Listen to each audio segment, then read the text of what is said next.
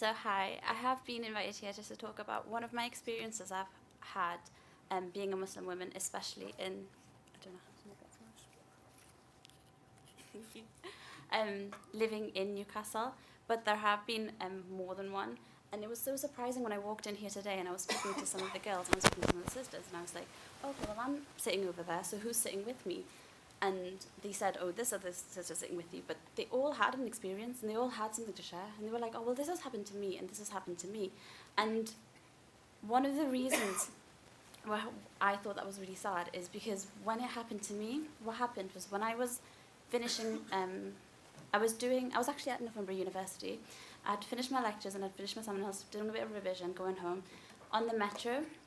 And I was sitting, and a lot of rider people got on, and they were shouting abuse at me. And I was like, okay, if they're shouting abuse at me and they're sitting away from me, that's fine. They can say what they want to me, it won't hurt me, as long as they don't approach me. And all of a sudden, what do you see? A man comes up to me, sits right next to me, and he's just staring at my face. Well, not my face, staring at my face veil. And I was trying my hardest not to I was just trying to block him out. And then he puts his arm around me, tries to grab it off me, and goes, I just want to see your face, but I just want to see your face. What are you hiding? I want to see your face. Before that, they were all screaming abuse as to why is she covering her face? If I was to do that, someone would say something to me.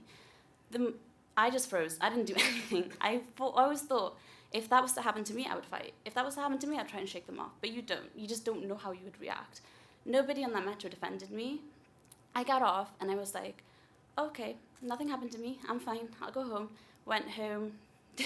Went back to university the next day, wearing the same attire, went and sat with my friends, and I was like, oh, guess what happened to me last night? When I was explaining it to them, it was kind of like, that wasn't okay, like, you should report that. But even at that time, no one said, oh, let's pick up the phone and let's call the police. No one thought that because we're just used to it. It just became the norm. Like, if you're going to wear that, someone's going to say something. If you're going to wear that, then you have the chance to be attacked that day.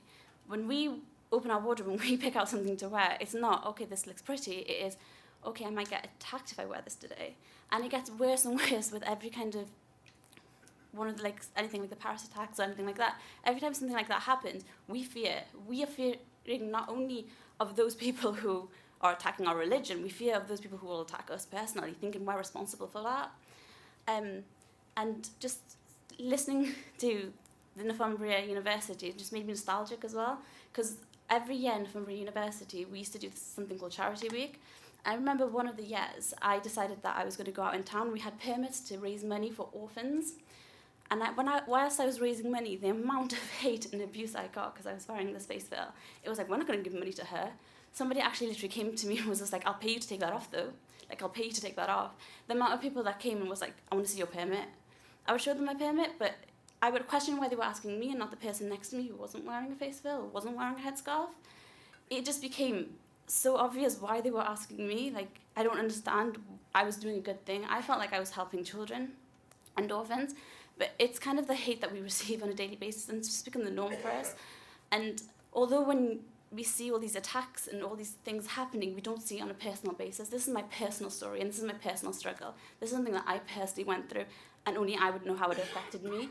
And I'm glad that it affected me. I'm glad that I was on the metro that day and not my mum. I'm glad that I was on the metro that day and not my grandma, because I don't know how that would have affected them.